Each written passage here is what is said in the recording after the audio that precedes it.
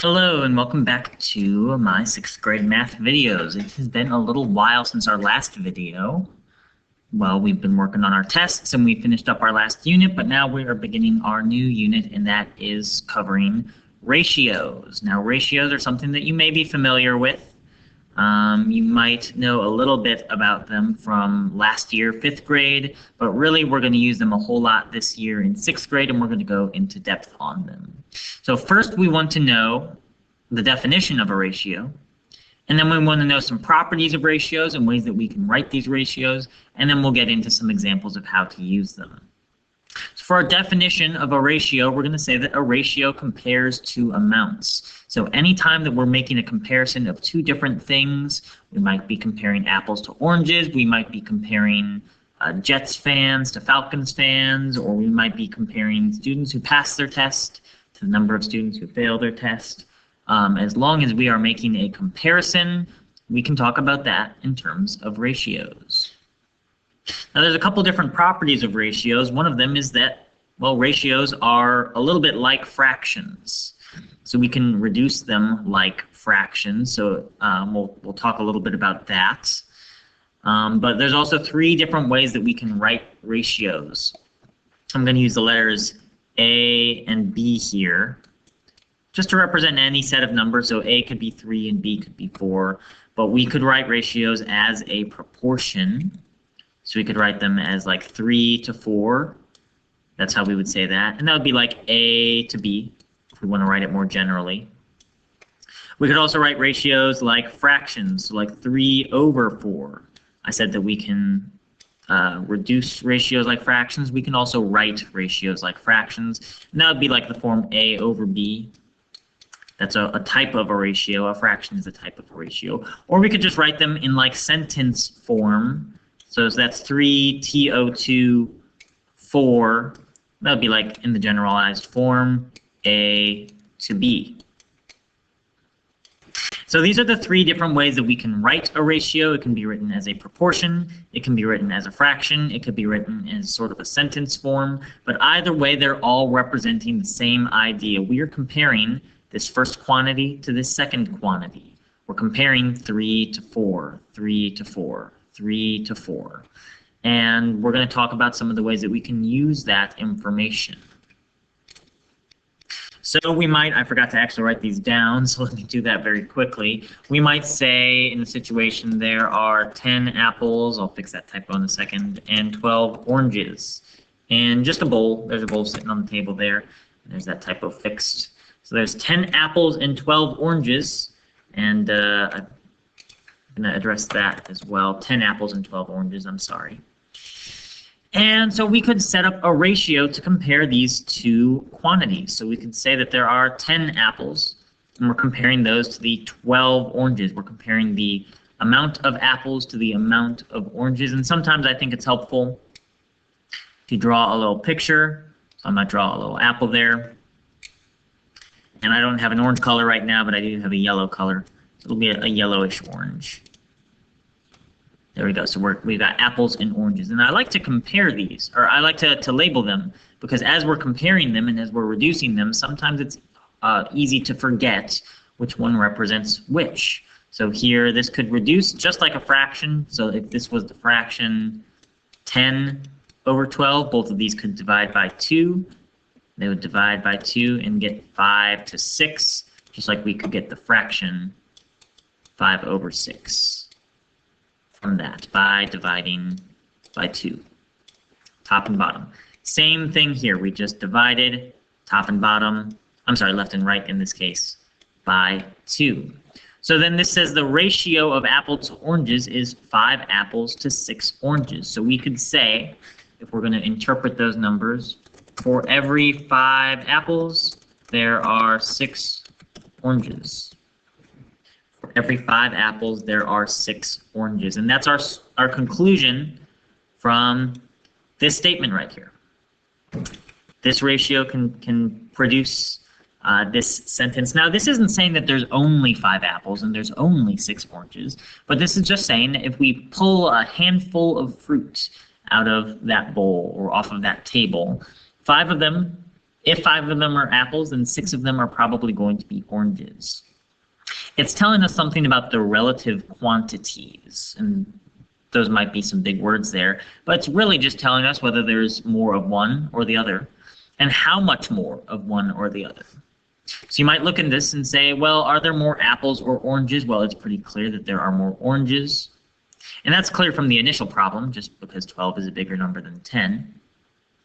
But even when we get down here, the reduced ratio will tell us whether there's a lot more or a few more. And if you look at 5 to 6, you have to make a little bit of a judgment call there, but it doesn't seem like there's a lot more. It seems like there's just a few more. 5 and 6 are very, very, very close as numbers. And so there are more oranges, but there's only a few more oranges, relatively speaking. This is going to give us, these ratios, I should say, are going to give us a way to evaluate certain types of numbers, especially in comparisons. Here's another example, sort of a different one. So on a 6th grade math test, such as the math test that we took in my class, 50 students passed. Oh, I cannot type today. 50 students passed and 20 students failed the test. 50 students passed the test, I should say, and 20 students failed the test. I can send it up there. So we want to make a couple of different comparisons here. We could make 3 different comparisons, actually. We could compare the amount of students that pass to the amount of students that fail. Let's start off by doing that. So the amount of students that pass to the amount of students that fail. Let's just use the set numbers that they give us here. So 50, and we'll write it as a proportion form. 50 students pass, 20 students fail, so the ratio is 50 to 20. But of course, we know that that could reduce. So when we reduce that, we get a reduced ratio of 5 to 2. And so we might say for every 5 students that passed, there were 2 students that failed, and we could make a judgment call just based on that, but let's hold off for now until we get a little more information. We could also make a ratio of students who passed and compare the amount of students that passed to the total amount of students, to all students. Hard to write very small there. So the amount of students that passed, and we're going to compare that to all of our students. So there were 50 students that passed. Out of all students, well, you wonder, how do we get all students? Well, there were students that passed, and there were students that failed, and there's no students that kind of passed or kind of failed. You either passed the test or you failed the test. So if we just add up the numbers that passed and the numbers that failed and get 70, that will tell us how many students took the test. And of course, we can reduce this number as well, and we could get the reduced ratio of 5 to 7, and this is saying that 5 out of every 7 students passed the test. And we could make a judgment call off of that, but let's make just one more comparison here, one more ratio. We're going to compare the number of students that failed to the total number of students, to all students here. And we've already got all the numbers, so we can just go ahead and get started. Forgive my messy handwriting there. And so we could say that the number of students that failed, there were 20 students that failed out of, we already determined 70 students total. And of course, that would reduce 2 to 7. Now let's go ahead and make some judgment calls here. We're looking at these 3 numbers, and we said that for every 5 students that passed, there were 2 students that failed. That seems pretty good. That's actually very close if we just messed with the numbers a little bit. 6 to 2, it's very close to 6 to 2, which would be the same as 3 to 1. And that's like saying there's 3 times the amount of students that passed. Almost. So there's almost 3 times as many students that passed. We're just sort of estimating there. Now looking at the second one, we say that 5 out of every 7 students passed. And in this type of ratio, we can actually convert it into a fraction and say that 5/7 of students passed.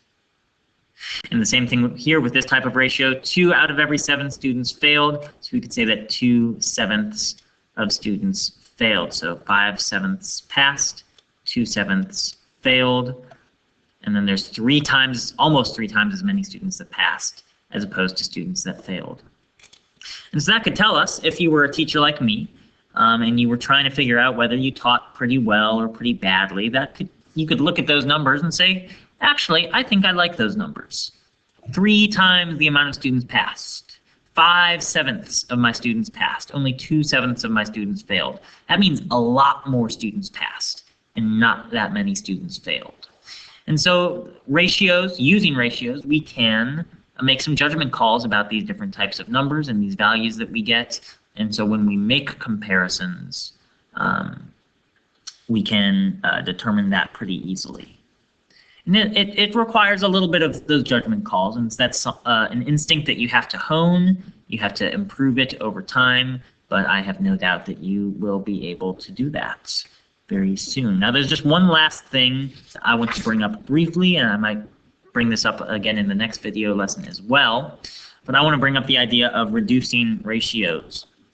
And we've seen it a little bit already, but let's just give a couple of examples, like 32 to 8, or let's say 10 to 12, and maybe we can just do that for now. Reducing ratios is just the same as reducing fractions. So if this was 32 over 8, if this was 10 over 12, we would do the exact same thing. We might recognize some of the things that these divide by. We might recognize that they divide by 8. 32 and 8 both divide by 8. We might recognize they both divide by 4, or we might not recognize any of that, and we might just say, hey, I know for sure these divide by 2.